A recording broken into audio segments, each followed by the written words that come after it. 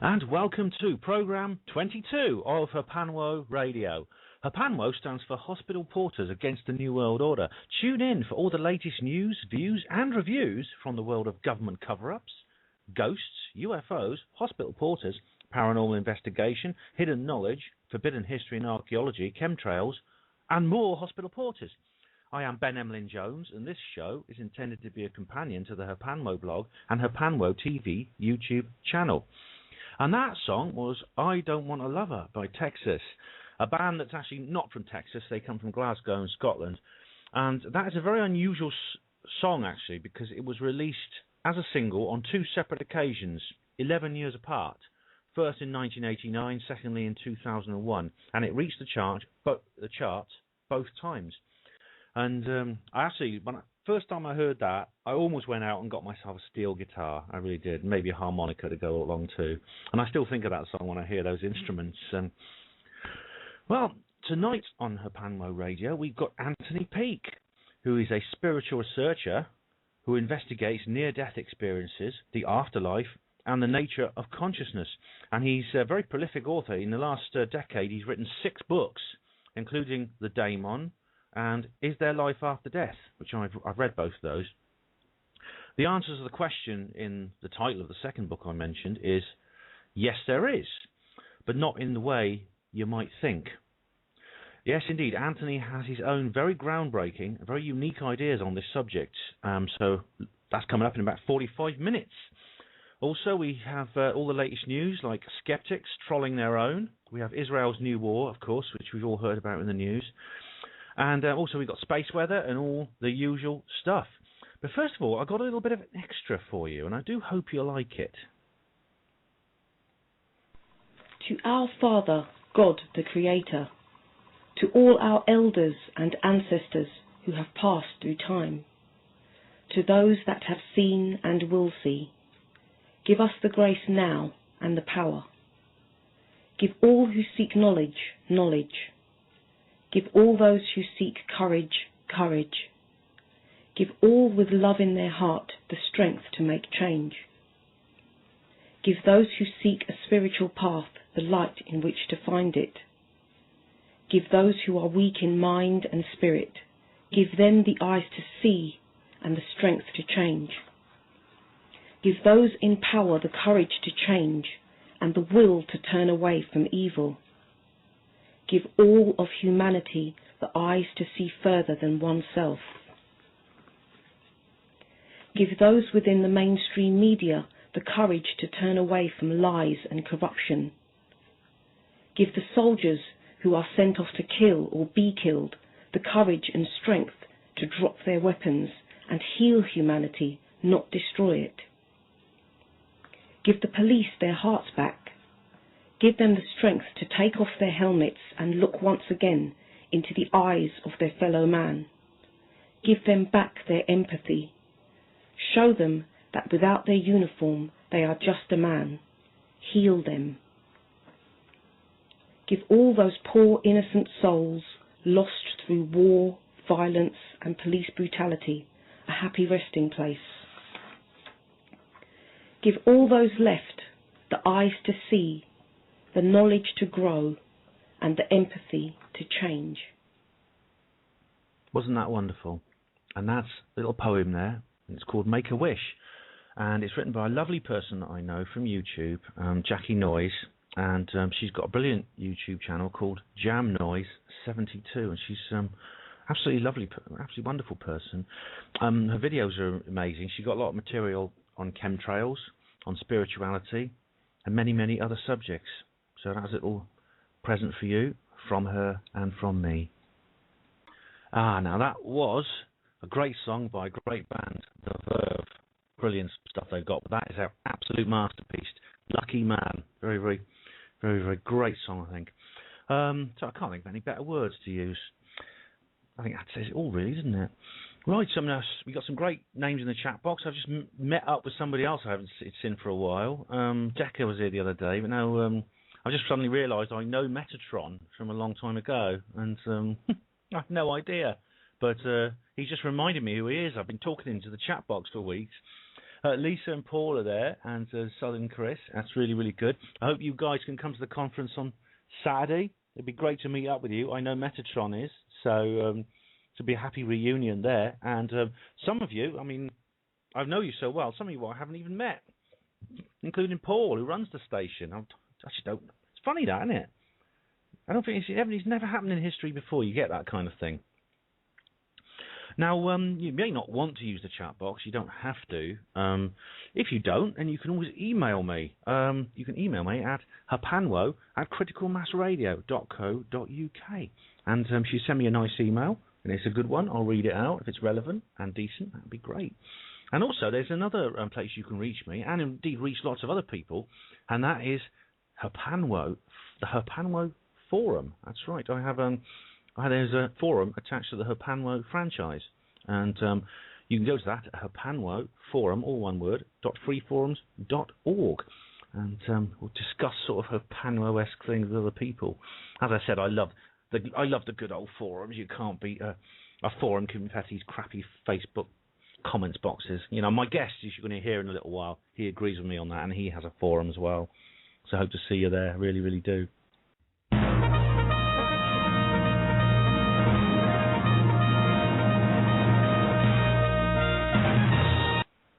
HPANWO Radio News. Well, one of the items in the news I should talk about is what you've just heard, the Critical Mass Radio Time to Act Conference this Saturday. Be there or be boring and square and all these other despicable and demeaning words. So I hope you do get there. I'm going to be speaking, of course, as you already know, probably. My own speech is going to be about, well, I'm going to be taking it on to more esoteric levels than some of the other speakers, but in terms of, we'll be talking about UFOs, I'll be talking about the paranormal, and I'll be talking about spiritual matters and how these things are linked to all the political stuff we talk about. That'll be very, very interesting. It's going to be a lovely day. I do hope you can get there if you can, if you won't regret it. Tickets are now just £10. Buy them on the door. I hope to see you there. Right, trolling. Right, I've not talked about this before, I don't think, on the radio, but I mean, if you read the HPANWO blog and you watch my TV things on YouTube, you'll know that I have been on the receiving end of a very intense troll campaign for about 5 years. Trolls, I mean, most people have heard of trolls. Some people are unlucky enough to get, to be attacked by them. They're basically internet bullies. They're people who literally spend all their free time traveling around cyberspace, harassing and insulting other net users. And some of them put enormous amount of effort into it too. I think some people must actually dedicate their lives to it. It's virtually a cottage industry, for no reason at all other than to get enjoyment out of harassing and insulting other net users, basically. That's it. I think they're some of the worst people imaginable, actually. They really do encapsulate the most despicable and depraved mentalities I can think of. They're not just nasty little sadists, but they're cowards. I mean, they could never summon the gumption to confront anyone face to face. They just attack you from behind the impunity of a keyboard and monitor. I know this because I make no secrets about my movements. I mean, everyone knows I'm going to be in Manchester at the CMR conference next week. My trolls have the opportunity to come and confront me face to face. They know where I'm going to be. Why don't they come and call me names to my face? Because they couldn't do it. They can't. They're too gutless. My trolls they're called Team Droik, which is actually a very, very infamous group of trolls. And they often appear on the HPANWO forum, and I have to get rid of them. As soon as I realise who they are, I just delete them, ban them. At first, when they first got hold of me, I thought they were just one person, because they post from a single user account. But then I noticed that their spelling and grammar varied in accuracy for different posts. And they also seem to be constantly online. I've never had to wait more than about an hour or two for replies from any of them. Any time of day or night. It's as if they're working shifts. It's really weird. Now, I'm a big, tough, ugly ex-hospital porter, and I'm not vulnerable in any way. But I mean, trolls can do real damage to people. I mean, I've heard of people who have been hounded to depression and even suicide by trolls. There's blood on their hands, I'm telling you. Now, Team Droik are skeptics. and they've targeted me because obviously I'm a non-skeptic. You know, there are non-skeptic trolls who attack skeptics too, and I personally find both equally abhorrent. But a disturbing new development has emerged that has recently come to my attention, and the man who told me about this is Steve Trueblow, who I interviewed last week on HPANWO Radio. If you go to program 21, you'll hear my interview with him. Skeptics have started trolling their own, and the victim in this case is a lady called Rebecca Watson. Now, Rebecca Watson is a skeptic blogger, and she also hosts several radio shows like I do, and she founded and runs an organisation called Skepchick, which is a website-based organisation primarily for women who are skeptics. And they've got a website, skepchick.org. And they combine general skepticism with associated feminist and women's interest issues. And like anyone who has a significant presence online, she gets trolled as well. But one day these attacks escalated, and a very upsetting and worrying revelation appeared. Because now Rebecca doesn't believe in paranormal or any of these other things, so she thought, well, I'll go and find like-minded people, comrades in arms who she can sort of associate with. The skeptic movement, because skeptics are a herding species generally; they tend to stick together. But she suddenly she discovered actually that that the male skeptics she worked with were capable of even worse vicious behaviour than their non-skeptic counterparts. She had a little argument one day and said something on stage at a conference, and the response was she was immediately inundated with violent tirades that completely exceeded the controversy of what she said. And we're talking about spiteful jokes, sexist slurs, and also criticism of her looks and her character. But this went on to threats of violence, threats of torture, rape, mutilation, and even murder. She was actually sent photographs of dismembered bodies, and this makes me very suspicious because Steve actually on his channel he was featuring the case of Meryl Dory of the Australian Vaccination Network, who's campaigned against the vaccines for children, and she was sent these photographs too by skeptics. Now, the people who've been harassing Rebecca were mostly adult skeptics, people in the ATO skeptic movement. And they're very saying, it's just unbelievable. And the prominent skeptics, people like Richard Dawkins, have been really unsympathetic. And Richard Dawkins wrote a very sarcastic article about it. It's really, really bad. And other members of Skepchick were attacked too. She was one of them was scared so much that she left her home. There's entire blogs and some forums that have been set up by these skeptics. They're mostly males, mostly skeptics, working within the skeptic organisation. So I think, Steve thinks this, and I agree with him. Basically, these are these people showing their true colours. I mean, I'm not an advocate of feminism. In fact, I'm actually a very harsh and vocal critic of feminism. But when I look at the conduct of some conformist males, I can understand why women feel drawn to it.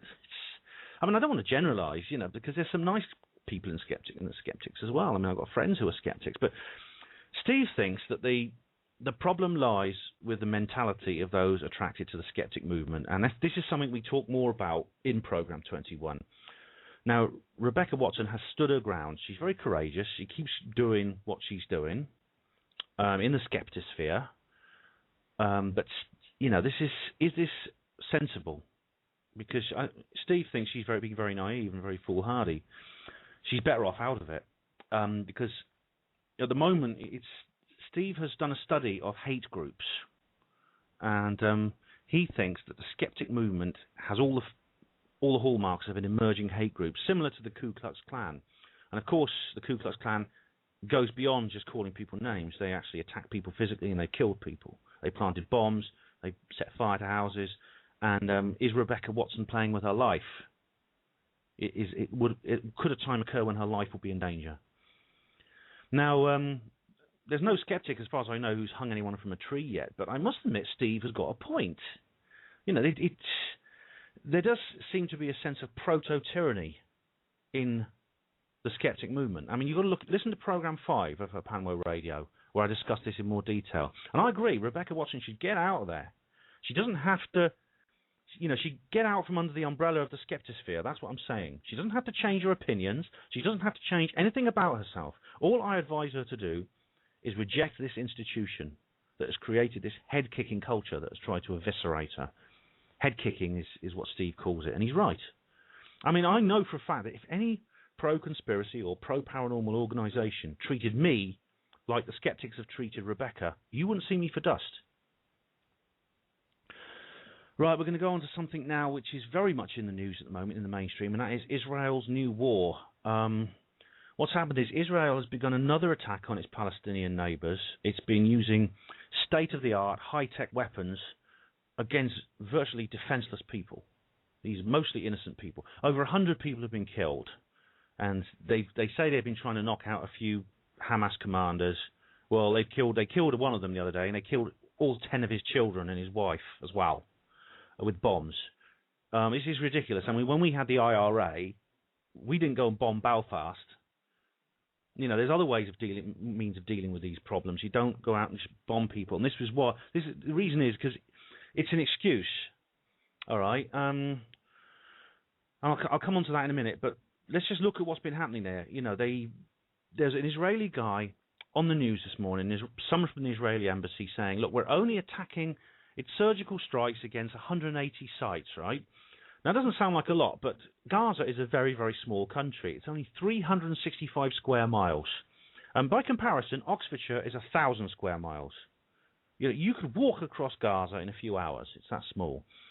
And I do wonder, actually, because the justification for it was that the Palestinian militants launched rockets at Israel. Although, to be honest, I wouldn't be surprised if these rockets were launched by Mossad. There's a false flag attack, just like 9/11. Now, Mossad is one of the most feared organizations in the world. David Shayler, who I interviewed a few programs ago, he said, or I think it was either him or Annie Michon, one of them said that the toughest CIA and MI5 agents tremble when they hear the name Mossad. Their motto, which is written in Hebrew across their logo, means, by deception shall we do war. That says it all, doesn't it? And it goes on. I mean, because of this, I wouldn't be surprised if Mossad launched these rockets. And now the Israeli Defense Force Navy is shelling people from the sea. High-tech missiles are landing on Gaza, which the people cannot stop. There's no defense against them. It's going to carry on. And this is just one of a series of attacks on the Palestinians by the Israelis. I think we've got to be clear, right? Israel is supposedly a country. It was created in 1947, but I don't recognize it as a country. It's an artificial fiefdom, and it has no right to exist. And that is, when I say those words, that immediately can bring trouble towards me. I know you guys in the Truth Movement will understand what I'm saying, but other people outside the Truth Movement, they'll immediately react against that, and they'll start calling me anti-Semitic. They'll start calling me a Jew hater, a Nazi. They'll compare me with Hitler or something like that. And this is ludicrous, all right, because there's lots and lots of Jews are now standing up against Israel. They are saying that Israel is not my homeland. It is an aberration, and it's not what we wanted.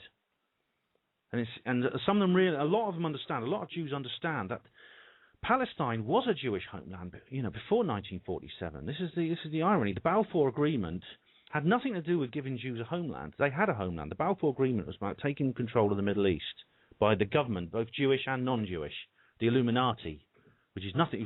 We were not Jews. It's got nothing to do with Jews. Now, these Palestinians and Sephardic Jews, they lived side by side in Palestine quite happily for well over 1,000 years before 1947. So let's cut this crap about if you're against Israel, it means you hate Jews, or you think Jews shouldn't have a homeland. Because let's just cut that crap right now. I'm not going to hear a word of it. Now, when the media refer to Israel, when they talk about it, however, even the most critical mainstream outlets against Israel refuse to use the word genocide. You think it is avoided like the plague during these broadcasts. Although if you go to the United Nations Genocide Convention checklist, Google it, you will find Israel's actions tick every box on that list. Basically, what the Nazis did, the Jews are doing +1. I'm telling you. It's not the Jews. Sorry, the Israelis are doing +1. All right, not the Jews, the Israelis. So I'm saying, what I'm saying is that we mustn't fall for the moral blackmail, because the Israelis, when someone has a go at them, they tend to hold up a human shield. But it's not people who are alive today. It's people who died 70 years ago. It's the victims of the Nazis. They hold them up. They say, remember the Holocaust. And that's supposed to be mitigating circumstances for what Israel is doing now. It's not. What a terrible memorial Israel is to those people who did die under the Nazis. Right. I've got that off my chest. I'm glad to get that out of the way. Now, we're going to go over to something a little bit more light-hearted, but still quite serious. And that's the BBC, once again. I often come back to them. The BBC has blocked Brian Cox because of fears of aliens. I'm not kidding, right? Professor Brian Cox, who I've mentioned many times, and I've given a lot of stick, and I think he deserves it, quite frankly, has been told by the BBC that he's not allowed to point the Jodrell Bank telescope, the radio telescope. When he's presenting his TV, he has a live TV show called Stargazing Live, right? And he uses the Jodrell Bank radio telescope, which is one of the most powerful telescopes in the world. And he's been told he's not allowed to point it at this newly discovered planet called Threppleton Holmes B. Now, this is a planet. See, this is strange, because Threppleton Holmes B is not a planet in orbit around the Sun. It's not like Venus and Jupiter and Mars, etc. It's an exoplanet. That means it orbits a completely different star. And in this case, it's one over 600 light years away. Now, Brian Cox has been told by the producer at the BBC that if Threppleton Holmes B has intelligent life on it, that is broadcasting radio signals, and the Jodrell Bank telescope picks it up live on TV, the signals might breach the BBC's editorial guidelines. And the corporation is claiming this is a health and safety issue. Are they worried that the aliens might swear on live TV? Oh, dearie me. Now, it sounds funny, but there's a sinister undertone to this. And that is that the BBC may well have been briefed by people who take very seriously the idea of extraterrestrial intelligence. And they also understand social and cultural, economic and political implications of publicly acknowledging that it exists. And this goes back to 1960, right at the start of the American space program. The psychological think tank, the Brookings Institute, it released a report in which it advised NASA on what to do if the signs of extraterrestrial life, civilization, past or present, were discovered by one of their projects. And the answer was, it's best not to shout it from the rooftops. So it's quite possible the government knows extraterrestrial life exists and is covering it up. And basically, the BBC, this program that Brian Cox presents, is a possibility of that cover-up failing. And this is also, I think, why they've made programs ridiculing and dismissing the idea of UFOs, like the BBC's Conspiracy Road Trip UFO Special.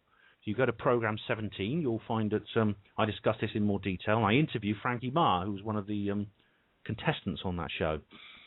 Now, I'm not sure, actually, that UFOs are extraterrestrial in the conventional sense of the word. What I mean is I don't think they necessarily are nuts and bolts spacecraft with flesh and blood aliens inside them, like ourselves, in biological life, that flies all the way from places like Threppleton Holmes B to the Earth, and they found some way to break the speed of light, etc., etc., etc. But whatever they are, and whatever they are, whatever they do, wherever they do come from, obviously similar concerns apply to them, and the BBC is treating, the BBC and the government are treating them the same way, and I expect the BBC has actually got secret contingency plans relating to extraterrestrial intelligence. And that's why they stepped in and reined in Coxey. And I'm interested to see actually what happens, because Cox is planning to do another episode of Stargazing Live where he investigates Mars. Now, Mars is, today, it's a freezing, very dry, airless world. It has a very thin atmosphere, no surface water, and there's no evidence that any life is there now. But there is evidence that in the distant past, there was flowing water on the planet. There's the signs of oceans, rivers, lakes, things like that. Now, this means that a long time ago, it must have had a much thicker atmosphere, and it must have been an awful lot warmer, perhaps warm enough for a complex life to evolve. including intelligent animal species capable of building structures that could survive until long after their creators have become extinct. I think George of the Prisoner Show is particularly interested in this subject, and I'm interested to know what he thinks about this. Now, the Brookings report specifically mentions the danger posed by ruined artifacts on other planets. And that could be why NASA has so furiously downplayed the significance of the face on Mars. Who knows?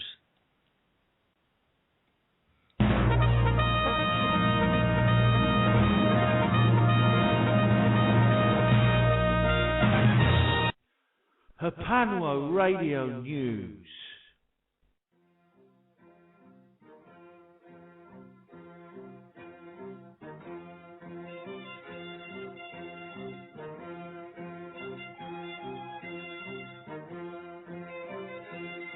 CMR Critical Mass Radio in association with We Are Change Manchester and Freedom Northwest.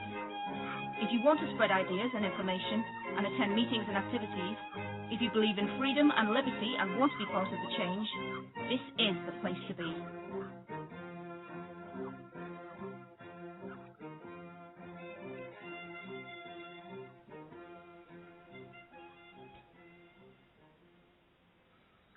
Right, now I've reached the point where I've got to ask any of you guys out there, if you have a product which you want to advertise, let me know and I'll advertise it on HPANWO Radio.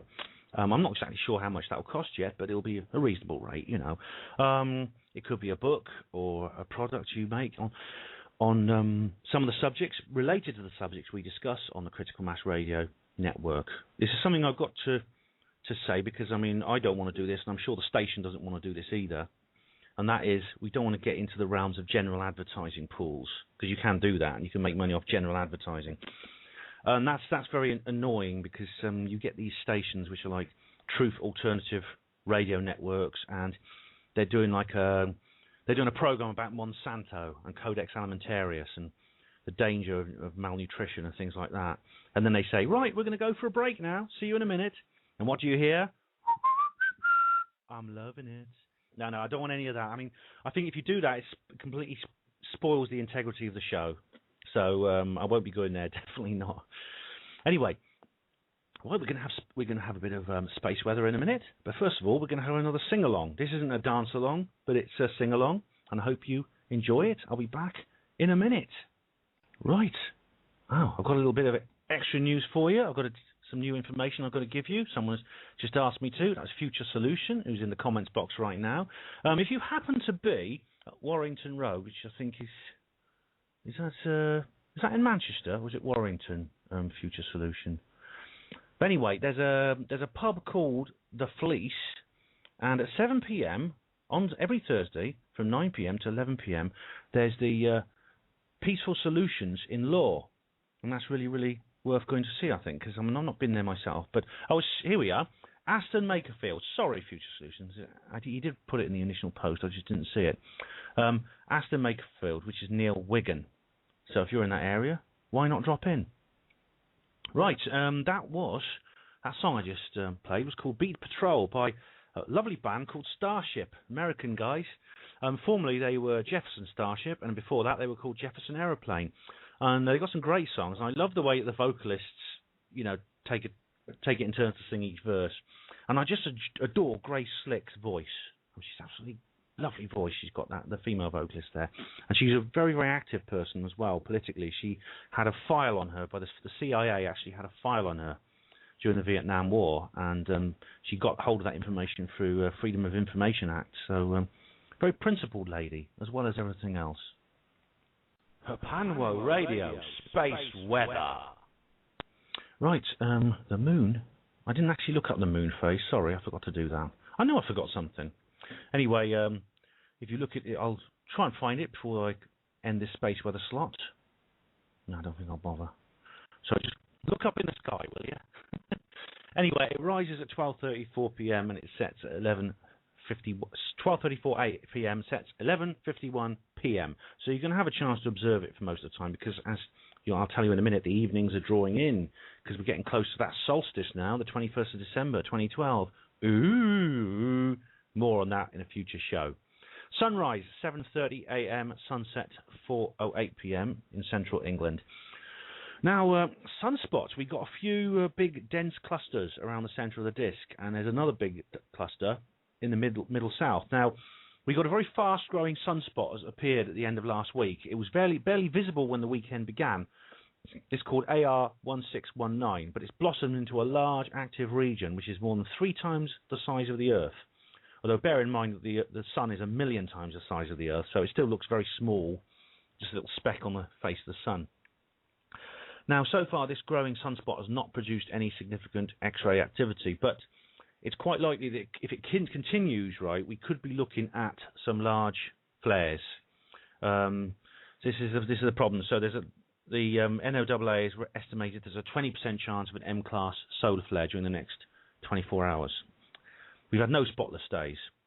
Right, over the last week, actually, and it actually has come true with their prediction, because over the last week since the last show, there's been a jagged, very choppy baseline in the upper B range, and every 12 hours or so you get a flare. Usually it's just the middle to high C range, but at lunchtime today there was a very sharp blast that went right up into the lower M range.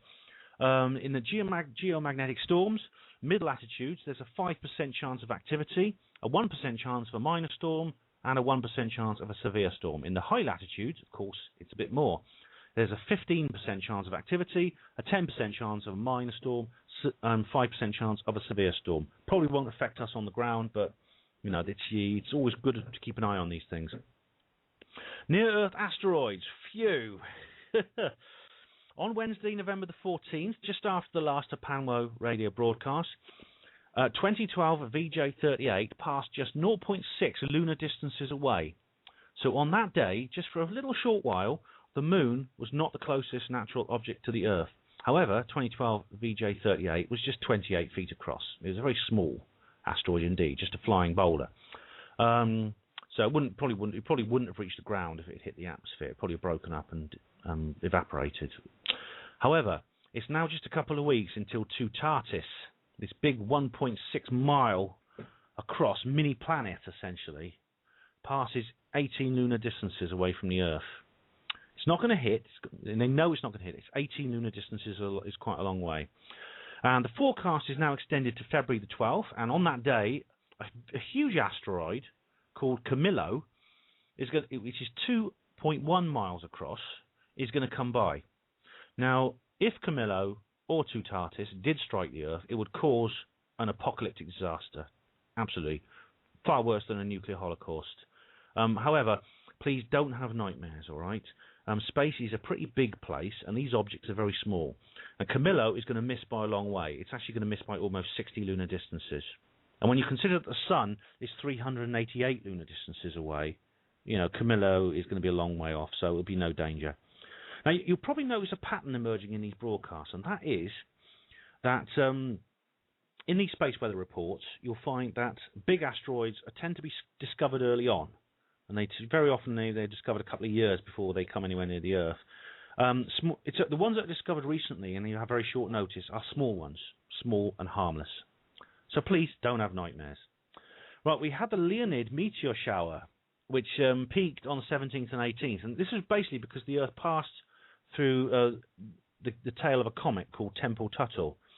Now, it's normally every year we go through these various tails of comets or so, and the Earth has actually passed through this tail before, but this time it passed through just the edge of the tail, and there was not much to see, unfortunately. Solar wind speed 235.9 miles per second, density 0.26, still quite high, but you know, I'll keep you posted with what happens.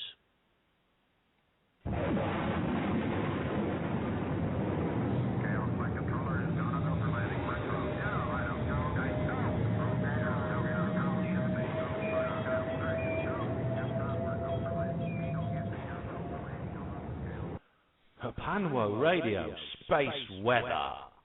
Right, stay where you are sitting. Don't touch your dials, because coming up next is the interview with Anthony Peake. Anthony Peake is a spiritual researcher who investigates near-death experiences, the afterlife, and the nature of consciousness, some of the most interesting subjects in the world. He's the author of 6 books. He's appeared on TV and radio shows across the world. He's just come back from Croatia, where his book's just been translated, and he was doing a big tour. Books like The Daemon and Is There Life After Death? The answer to the question in that title is yes, but not in the way you might think.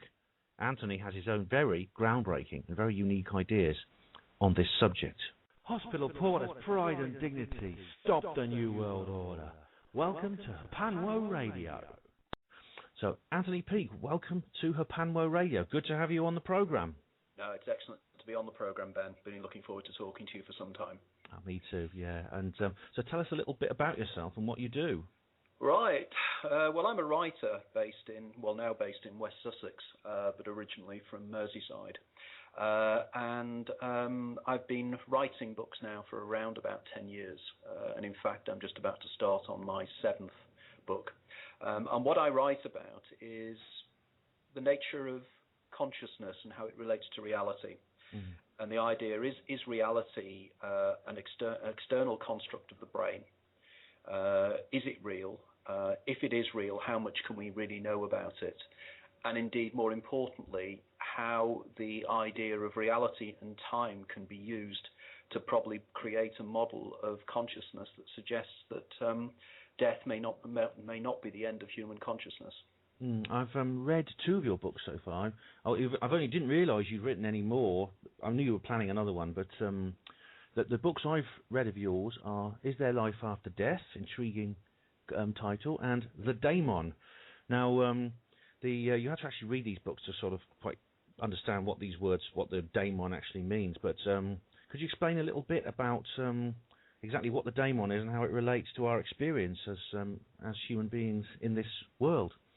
Well, very much so. I mean, the daemon effectively is that part of you that seems to know the future. In other words, we all have experiences in our life when we have that sensation that something doesn't feel quite right. Other members of the human family sometimes have the sensations that they're being spoken to by a voice which is warning them to do things in a certain way or not do things in a certain way, to take a certain course of action or not take a certain course of action. There's also great historical evidence that many, many creative people and indeed scientists have been guided either through dreams, through voices, through inklings, various other ways as well. People particularly feel that sometimes they are spoken to when they're in that liminal state between sleeping and awake, something called the hypnagogic state or the hypnopompic state.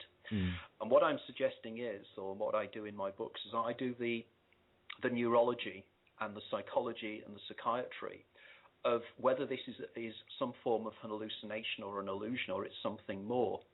And I argue that the evidence that it is something more is the fact that these voices that we hear or these dreams that we have or these encounters that we have can be vindicated by the fact that many of them actually come true. In other words, people have precognitive dreams, they have warnings and everything else. Now, the daemon is my term for that part of all of us that knows our future.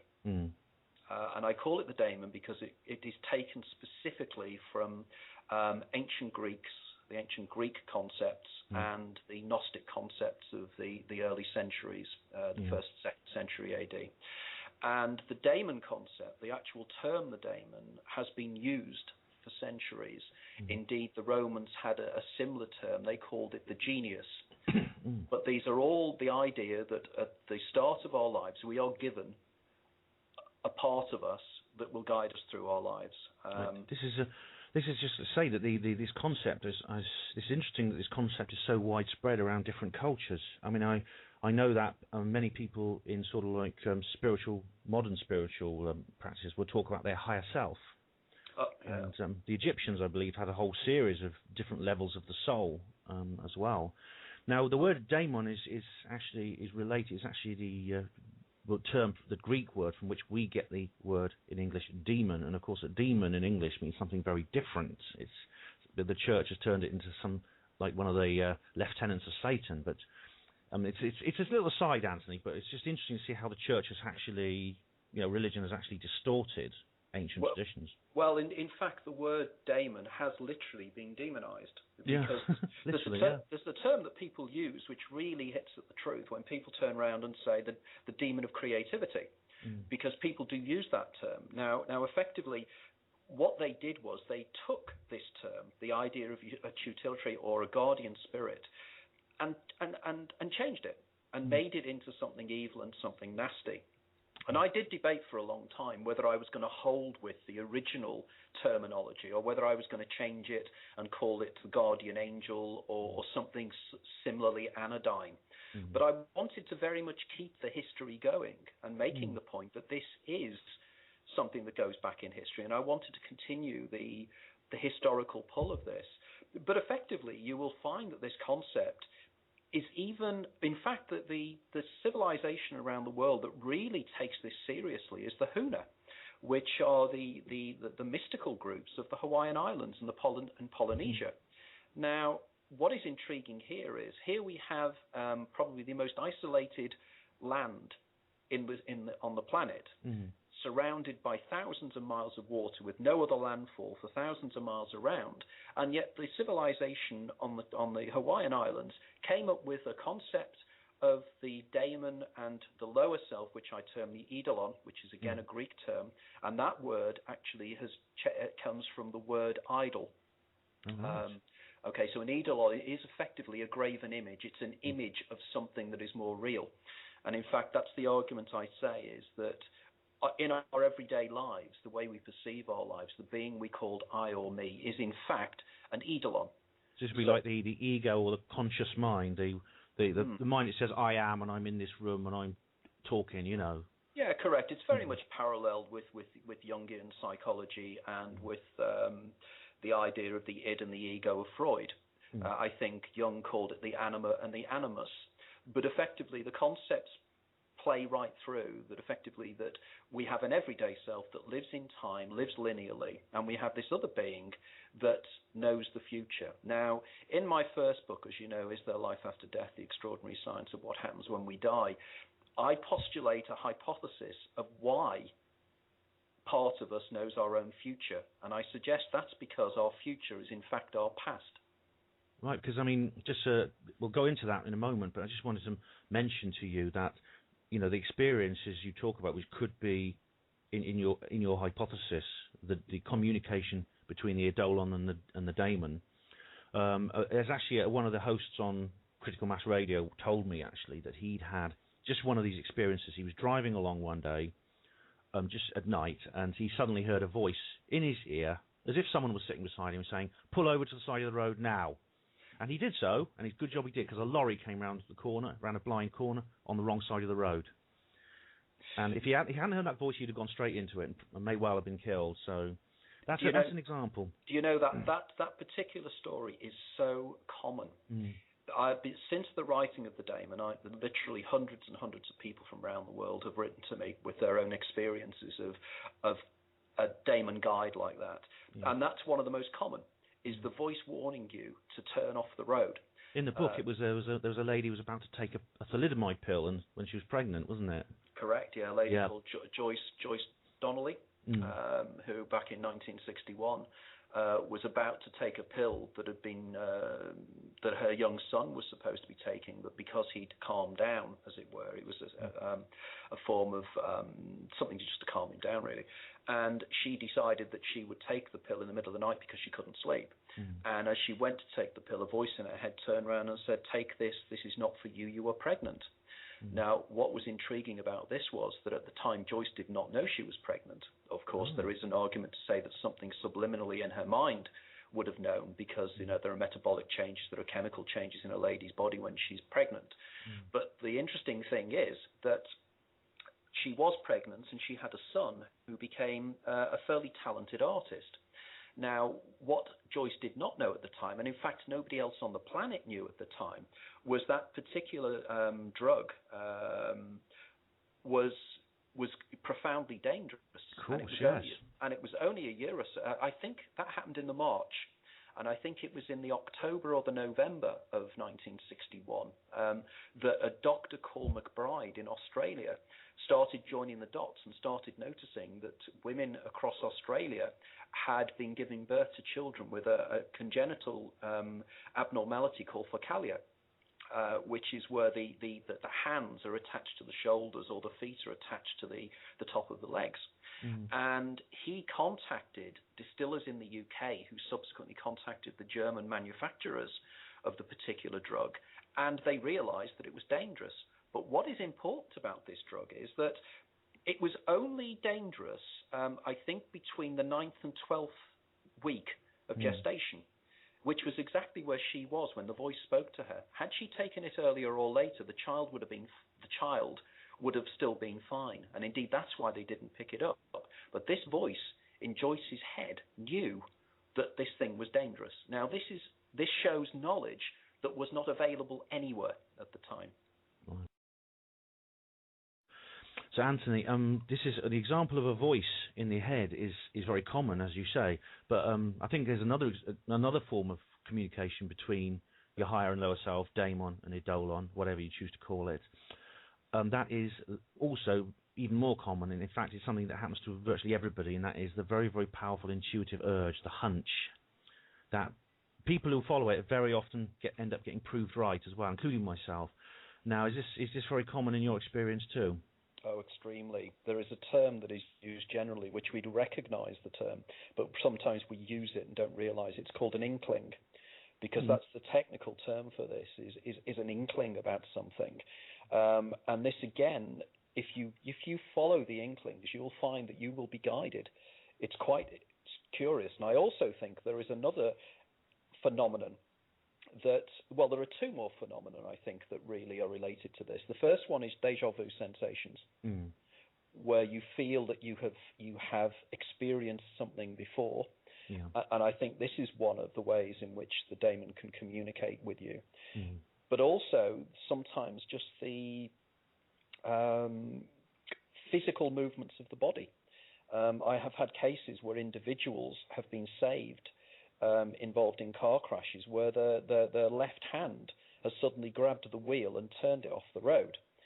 Now, this is in effect because the non-dominant hemisphere of the brain, as you may be aware, usually the left hemisphere, actually physically can move under certain circumstances the left side of the body. So therefore, your left hand is in fact controlled by your non-dominant hemisphere, which can be the daemon. So when it's really desperate, it will actually take action to help you as well.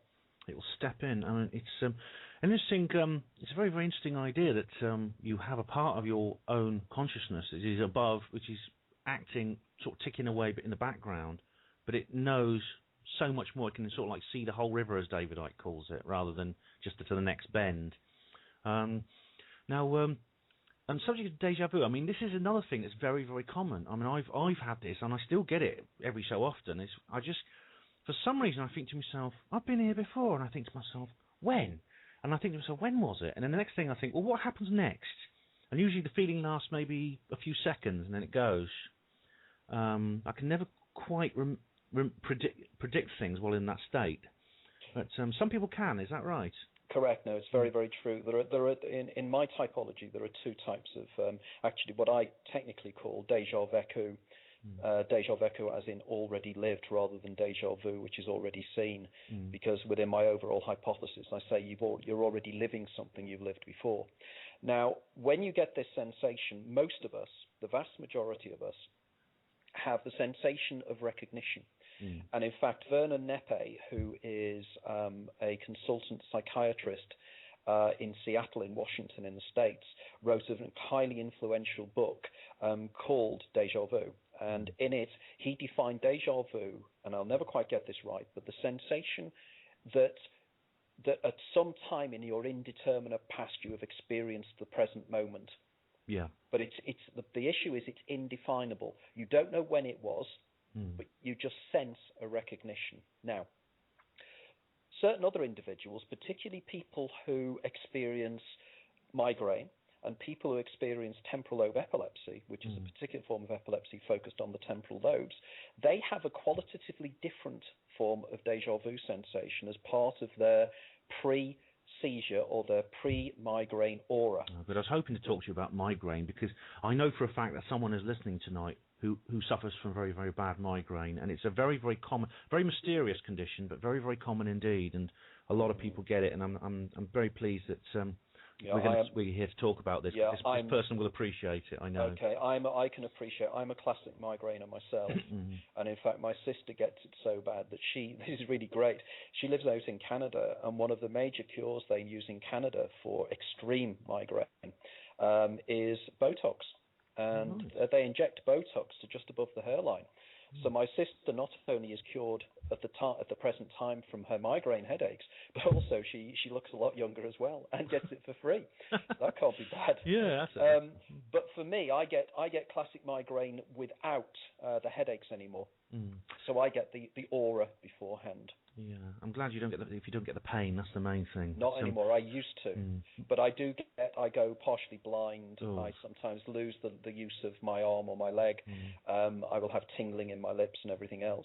I know, but Graham Hancock, the researcher, he gets it as well, and it's Graham does. Yeah, he mentions it in his book. I don't know if he did when he was researching one of his books, and he mentions it in the book.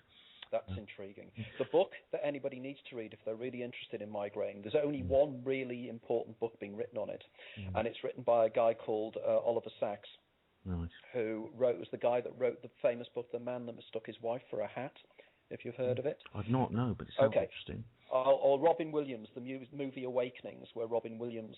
I've seen that, yes. Okay. The character that Robin Williams plays in the movie is, in fact, Oliver Sacks. Oh, right. And Oliver Sacks is a British neurologist who lives in New York. And he wrote a book on migraine around about 15 years ago, which, as far as I know, is the only book that's been written on the subject. And he discusses this precognitive element of the migraine experience. And I believe this is because people who experience migraine, and I use the word experience migraine and experience temporal lobe epilepsy rather than suffer from, because I believe it's an experience. It's an altered state of consciousness. And I think in these states of consciousness, what happens is the eidolon actually starts to perceive the universe as seen by the daemon. In other words, there's communication between the dominant and non-dominant hemispheres of the brain. And this is why, when it gets to in extremis, that when the communication channels are fully open, people acquire schizophrenia. Because schizophrenia basically is an eidolon, trying to understand the universe as seen by the daemon. Because the daemon sees the universe in its raw state. That is the holographic universe that we live within, that our brain processes to give us this illusion of reality that we consider to be the three-dimensional reality we live within. This is an illusion. It's brought about and created by the brain. What it really is it's hologram. And it's something I've got to be careful not to mispronounce, the Bohemian IMAX. The Bohemian IMAX. Is what you called it. Yeah, people always talk and say the Bohemian IMAX. Yeah, me too. When I was reading the book, I said that. A lot of people do that. And I call it the Bohemian IMAX for very specific reasons, because it's a specific choice. If you read my books, you'll find that all my terminology is quite specific. Also, I always say to people, when you read my books, don't take my word for anything I say. This is why all my books are referenced right back to academic papers. You can go to the academic papers and read them, because all I'm doing is I've come to certain conclusions, but I want my readers to make their own conclusions from the evidence that I present them. But the Bohemian IMAX, I call it because it's in deference to an American quantum physicist called David Bohm. And David Bohm lectured at Goldsmiths College in London. And in fact, Bohm worked with Einstein and with Oppenheimer. He was a top particle physicist. And he was intrigued about certain elements of how particles behave. And he came to the conclusion that at a deeper level of reality, everything is a unity.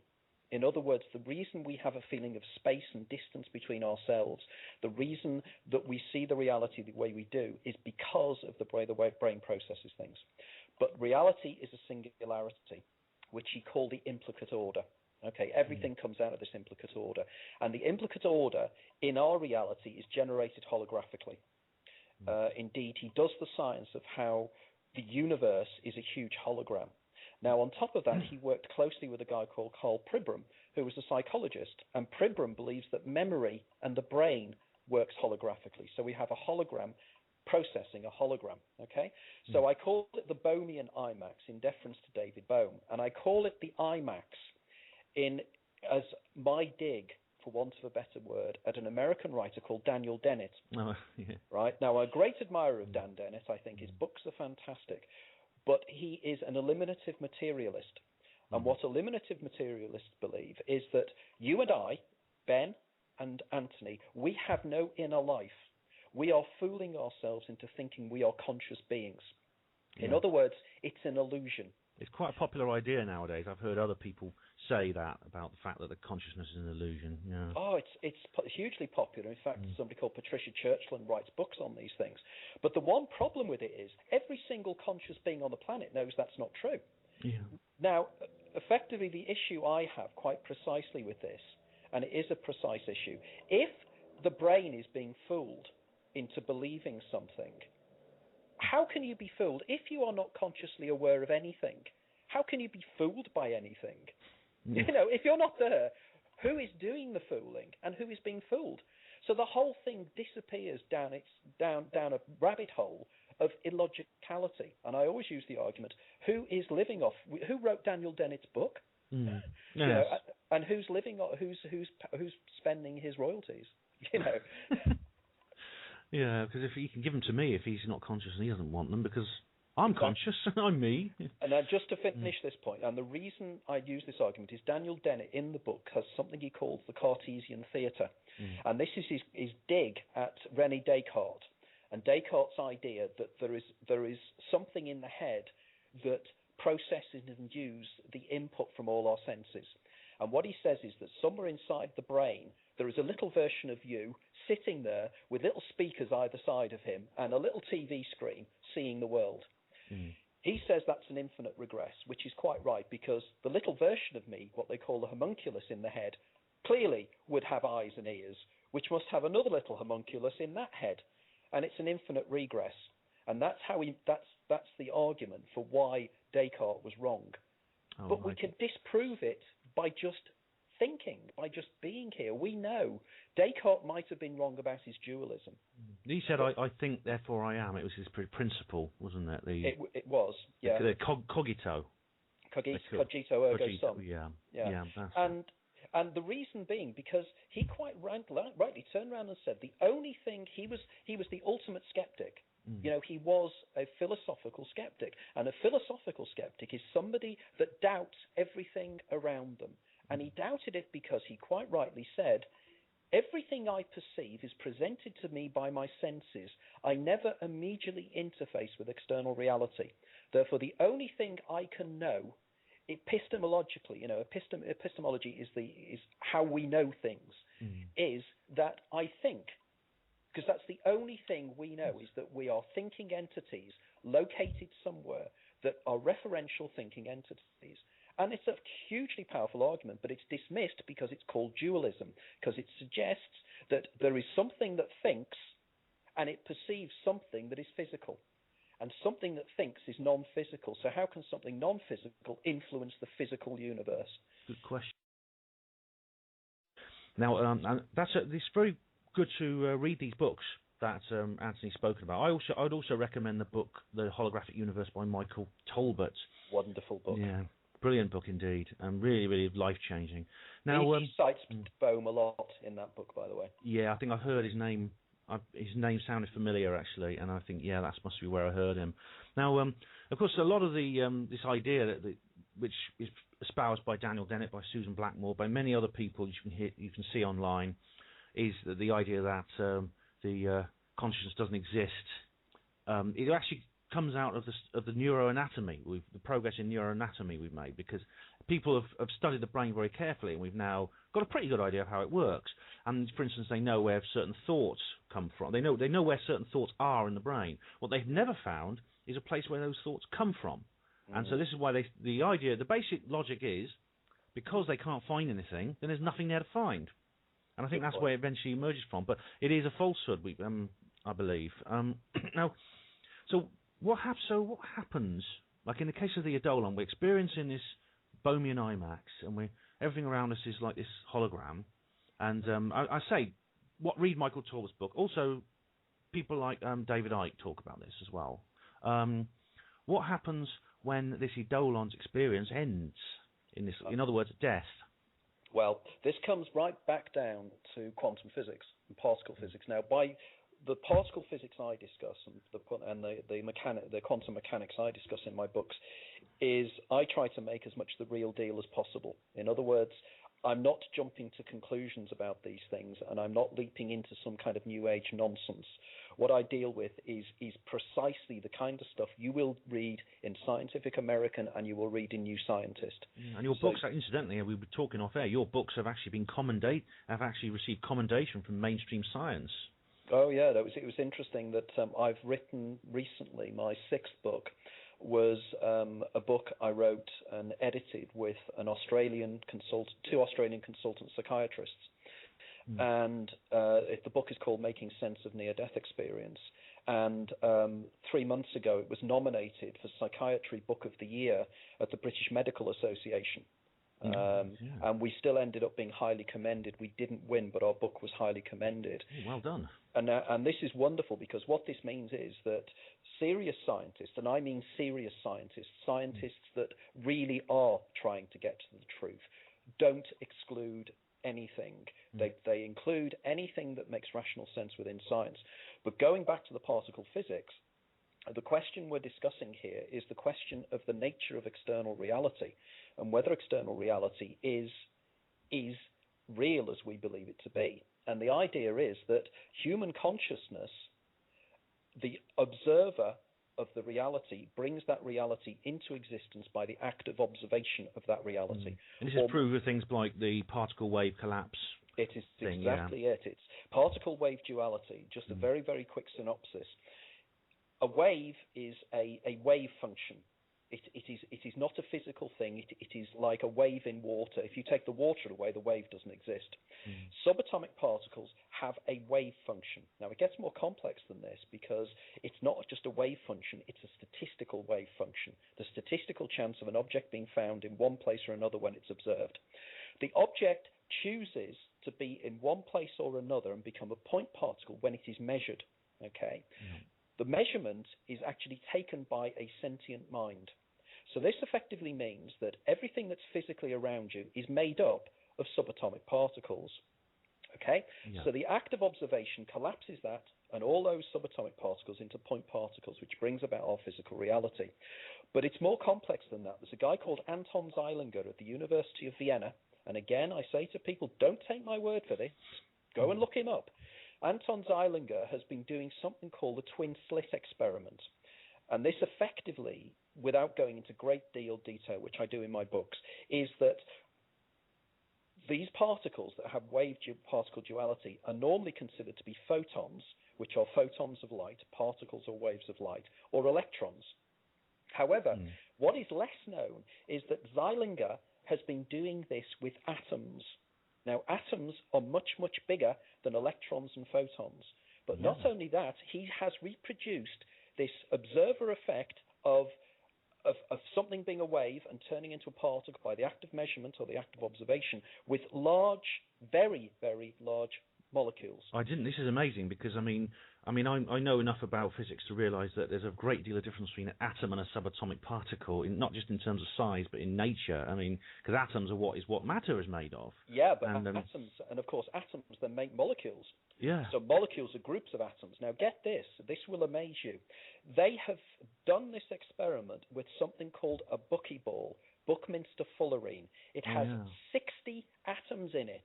And this atom was a wave until they put a measurement device on the twin slits, and when they did that, it became a particle. In other words, it went through both slits like a wave would. But as soon as they put a measurement device and observed it, it collapsed into a buckyball and went through one or other of the slits. This is remarkable, because this is essentially like Schrödinger's cat. because where exactly the cat is either, I mean, because this in the world, in objects we can see and perceive in the macro world, things are either are or not. A cat doesn't become alive or dead when you just look at it. It's either alive or dead independently. But this, in a sense, says otherwise. It does. It's saying that the point where Newtonian physics ceases and particle physics comes into creation or into the rule, that it's always been argued that it only happens with very, very tiny subatomic particles. But these effects are happening now with molecules, which means other things can happen with molecules, something called superposition, where two particles can be in the same two places at the same time. The idea that one particle, if you entangle two particles and you put those two particles in different parts of the universe, you do one thing to one particle and the other one instantaneously reacts. Again, people turn around to me and say, this isn't science. And I say, this is absolute science. It is, yes. This is the leading edge science that people like Stephen Hawking and Michio Kaku and Brian Greene are all working on and writing books on. I don't know if you know that Brian Cox and Jeff Forshaw a few weeks ago launched a new book in paperback form. And the title is something, how particles can be in two places at the same time. Well, that's be interesting. I mean, I give Brian Cox a lot of stick, actually, on HPANWO, but I'd be interested to read that book, certainly. I'll probably get see a different side of him. Thank you. Brian Cox is an interesting guy in the sense that he calls people dicks because they believe in certain things. And yet he comes out with exactly the same things in his talks. For instance, I met Brian Cox. Brian Cox and I were both doing a platform event in London. Jeff Forshaw. Jeff Forshaw is Brian Cox's PhD tutor. Right. When Brian was doing his PhD, Jeff was his tutor. Jeff is the youngest professor of particle physics, I think, ever in the history of Britain. He's professor at Manchester. Jeff and I met up. When we had coffee, Jeff turned round to me over coffee and turned round and said, by the way, we know that every electron in the universe knows the location of every other electron. Brian Cox has actually cited this very same thing on TV comparatively recently. Now, what does this say? It means that every electron is in direct, instantaneous communication with every other electron, and that's because everything is a unity. Well, when science is this amazing, you don't need fantasy. You don't. No, you don't. Absolutely. And then talks about, that's incredible. Now, so where does this come into what happens when the eidolon dies? Okay, so what happens at the final, what I suggest, or what my hypothesis is sounds like something from Monty Python, doesn't it? Yeah, a dinosaur is very, very thin at one end, Brontosaurus, and very, very thick in the middle, and very, very thin at the other end. Remember, an elk. Anyway, an aside, really. What I suggest is that the point of death, the brain is flooded by a cocktail of neurotransmitters. Neurotransmitters are chemicals in the brain. Initially, I suggested this was a substance called glutamate, which is the major neurotransmitter of the mammalian brain. But in my next book, which I literally finished the manuscript of on Friday, I'll be suggesting that there's another chemical that also we believe is also in the brain, something called dimethyltryptamine. Oh, yes. DMT. Okay? There's a lot. Yeah, that's an interesting subject. Now, I don't know if you know, they've actually found receptor sites for DMT in the brain. They're called TARS receptors, the trace amine something receptors. There are receptor sites that are actually designed, get this, designed to work with dimethyltryptamine. They have found dimethyltryptamine in the brain of a dead person. It's in the blood. We know it's in the body, and we're 99% sure it's in the brain. The problem is you can never quite get it because it's so ephemeral in the sense it disappears very quickly. Now, we all know what some of us will know what dimethyltryptamine does when people experience it. You have out-of-the-body experiences, you have encounters with alien beings, you travel somewhere else, a reality far more real than this reality. Yeah. I really like to mention, the book is really excellent. There's a book called DMT, The Spirit Molecule, which is really, really good. Rick Strassman. Yeah, Rick Strassman's book. And also Supernatural by Graham Hancock, who we were talking earlier on. Yeah. So when this dimethyltryptamine, this DMT, floods the brain, what happens? Well, basically, there are various things that take place. Again, if there's anybody out there that has taken dimethyltryptamine, has taken ayahuasca, who's taken ketamine, by the way, ketamine and glutamate are very, very similar chemically. as well. So if you take ketamine, it's reproducing what glutamate does. Is that it does one major thing: it slows down your perception of time. Oh, because a lot of people reported that when they get Oh, time just slows down or even stops. Okay. Now imagine a scenario: you're starting to die, and say I don't know. I use the analogy of a mountain climber's fallen off a mountain, and you're about to hit the ground. Imagine that last second, pump, the brain gets flooded by glutamate, DMT, everything else. What does it do? It slows down your perception of time. This means you don't hit the ground, because suddenly you've stopped, because of course you're falling in time. Bang, you stop. Suddenly you're hovering in your own mind. Time slows down to such an extent that you could be falling for 70 years for that final inch. Okay? What happens in that 70 years? Bang. All the past life memories that have been encoded and recorded either within your brain or within my latest work, I say it's recorded in what's called the 0 point field. Okay? Right. Okay, it's recorded and encoded digitally. Every experience you have in your life is encoded. It's recorded by the brain and it's downloaded into this huge database. As you do this, you're catapulted back to the moment of your birth. You start living your life again in a literal recreation of your life from the moment of your birth. In a near-death experience, people always turn around and say, my life flashed before my eyes, or they regularly report this. It's a cliche, isn't it? It's absolutely. It's one of the Moody traits. There are certain traits of near-death experience, and this is one of them. The other one is the time slowing down, by the way. That's to do with Raymond Moody. Raymond Moody. Yeah, that's it, yeah. And a guy called Bruce Grayson, who wrote the foreword to my first book, also has the same kind of traits. The other trait is hearing a voice in your head and meeting the being of light, which is the daemon, by the way. Right. So what happens was you slowed, and in a near-death experience, it's fast-forwarded. Literally, that's why it flashes before your eyes. It's a literal, like as if you fast-forwarded a computer game, and you see it all. Yeah. Okay? You then start to live your life in a three-dimensional recreation of your life, because of course it's all an illusion anyway. You start to live that life, and as you do so, there are occasions when you'll suddenly realize that you've done this before. Deja vu sensation, deja vu sensation. Now, the difference is this time round, there is part of you, your daemon, that remembers that you've already lived the life before because it carries forward the memories of your previous life. So there you are with this being in your head. It's like the computer game player. You're a sprite on a computer screen. The daemon is the game player who's already played the game before. Okay? Right, yeah. You go through your life, and the daemon will, like you with, I don't know, Lara Croft. She goes down a corridor, she gets eaten by a monster. Yeah. She goes back, she gets killed.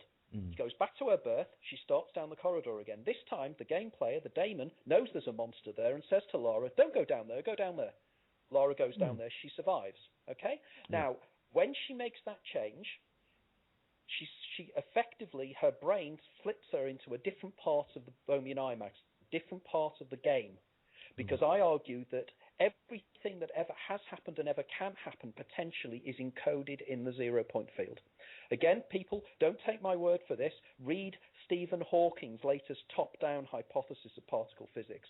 Stephen Hawking and a guy called Thomas Hertog. Hertog is a research scientist at CERN. You can't get more mainstream than Hawking. And Hawking, he's got something called the top-down hypothesis of quantum physics. And in this, he suggests that every possibility is already encoded out there. We travel and we collapse the wave function of that potentiality rather than another one. Again, this is hard science. This is not, I'm not channeling this from the planet Tharg or anything else. This is the real deal. Okay? Yeah. So we move down that route, and then you're not going to have any more deja vus because you're going to a different part of the game. But when you die the second time, you start again. And you can live a myriad of lives, hundreds, thousands, millions, to live the perfect life. In fact, last week I interviewed Danny Rubin, who was the writer of the movie Groundhog Day. Danny's a huge fan of my work, and in fact he's given copies of Is There Life After Death to all his friends at Harvard, because he said this guy's done the science of Groundhog Day. And indeed, the Russian edition of my first book is actually called Groundhog Life. Oh, that's a good title. That's a good title. Yeah, and it works. So this is what happens at the point of death. So it's mixed up with dimethyltryptamine, it's mixed up with the out-of-the-body experience, with the daemon and everything else. And this overall hypothesis I call cheating the ferryman. Now, this is taking the world by storm. I was over in Croatia last week, and I did a book launch of 2 of my books in Croatian. We had over 250 people turn up for my book launch. We were turning people away. This was before, because last week I was on all national television stations and all national radio stations in Croatia. Okay. This was before I was on television. We still had so many people turning up. We were turning them away. Oh, good. Well done. So so we presume when we go through this Bohemian IMAX created by our Eidolon, and the daemon is guiding us from above. Now, the daemon in your analogy, as you said, was like the guy playing the game rather than the avatar in the game that keeps getting killed like the Eidolon and can see, knows what's going to happen.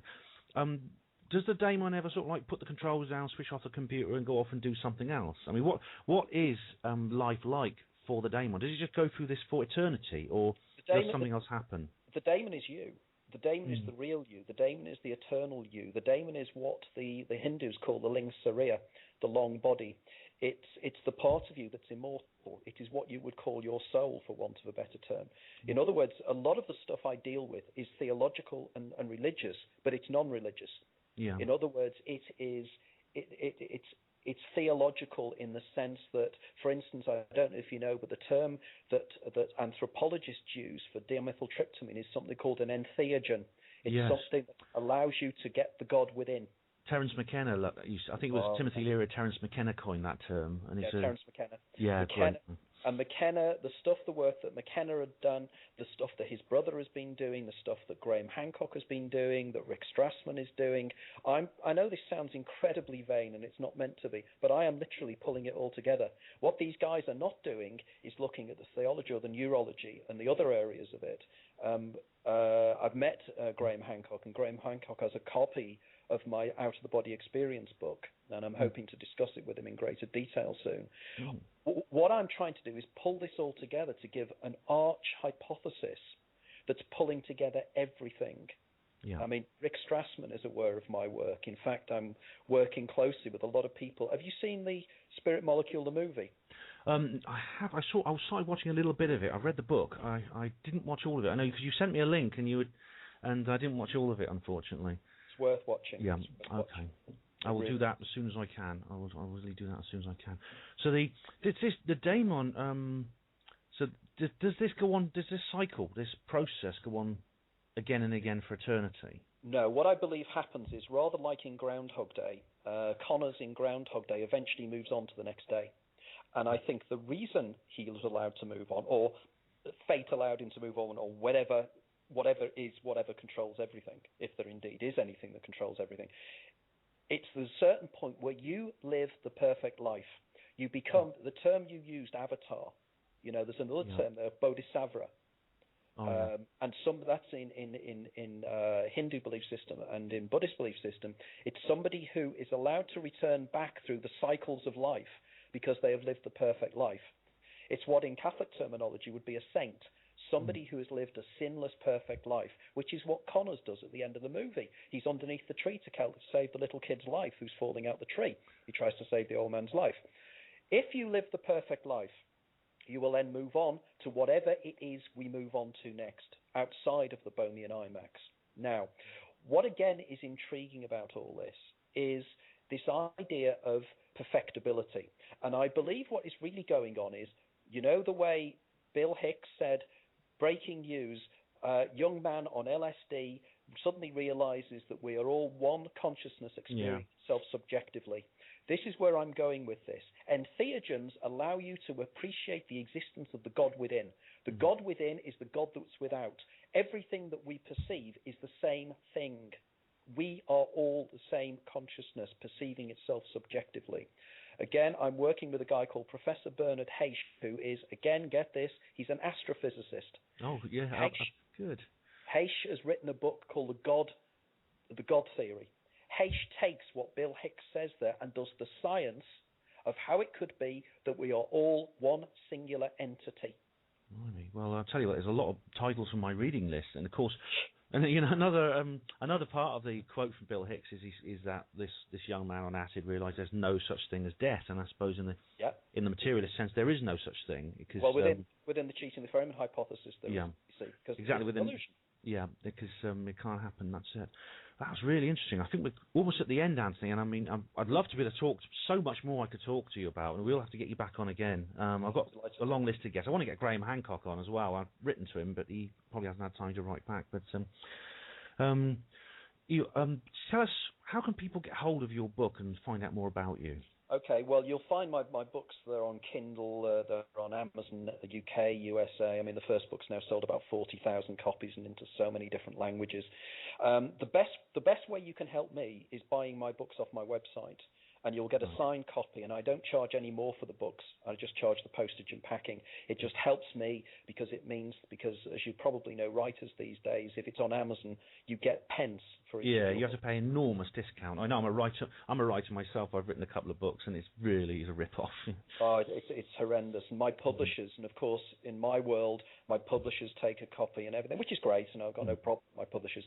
But effectively, it really helps if you buy it off me. But you'll get it in any bookshop. I mean, my latest book, the Out-of-Body Experience and The Labyrinth of Time, are both available readily in most Waterstones. And if they're not on the shelves, you'll get them by just ordering them. And I know from my own experience, because this is how I actually bought them from you. You actually have them on your store whenever you do a conference, because I bought them from you face to face. Yeah. Yeah, no, we do. Now, on top of that as well, if you want to contact me, I'm very, very active on Facebook, phenomenally active on Facebook. Just look up Anthony Peake on Facebook, and we'll get chatting on there. I also have a reader forum called Cheating the Ferryman, and that's on www.cheatingtheferryman.com. And again, if you want to join that, drop me an email at anthonyapeake@btinternet.com. That's anthonyapeake@bt. And it's all these links are all on my website, which is anthonypeake.com. Oh. Come and join me. This is now a movement. It's bigger than me, much bigger than me. There are thousands of people involved in this around the world. So come in, join us. The water is really great. Lovely. And I tell you, you can't beat the good old forums. I mean, I can't stand Facebook comments, but join a good old forum any day. Yeah. Join a HPANWO forum too, as well, if you like, incidentally. Yep. Well, Anthony, it's been great having you on HPANWO Radio. This has been fascinating stuff, and we really will have to get you back again. So thank you very much indeed. Yeah, thank you, Ben. Thanks for talking to you. See you then. Okay, see you.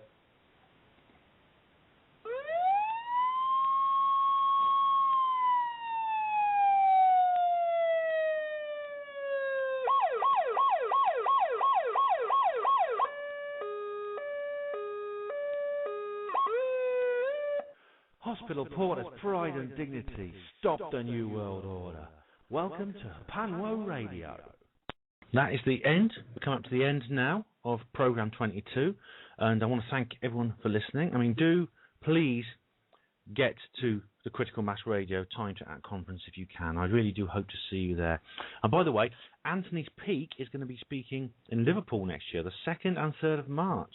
It's something called, I can't remember the name of the event, but they're going to have the lucid light machine there, which is really, really a good way of putting you into an altered state of consciousness. By the way, the phase of the moon, it's an old crescent, half moon tomorrow. Sorry I forgot that earlier on in space weather. I don't like to leave any loose ends untied on my show. Right, Paul Rippon is up next with the Unpenned Show, and his guest tonight will be a return of a very enthralling man, Mr. Astrotheology himself, Santos Bonacci. And then, after that, if you live in Totnes, or in fact if you live outside Totnes for that matter, why not cool down for bed with a bit of late-night chat on Chris Bovey's Totnes Hemp Show. Well, thanks for everyone for listening, and now I'm going to play out tonight with a bit more Mike Oldfield. Now, I've played one of his at the end of a show a couple of months ago, and I talked about how Oldfield is a very experimental composer, and he uses a lot of different styles. Now, this is a lovely tune, and it mixes this kind of English folk music with a sea shanty. Now, I play lots and lots of songs where it's impossible not to sing along, but this is going to be one which is impossible not to dance to. I mean, I imagine whenever you hear this, I'll tell you, whenever I hear this, I want to get up and do like a country jig, you know what I mean? So take your partners, please, for Portsmouth by Mike Oldfield. Good night, everyone, and God bless.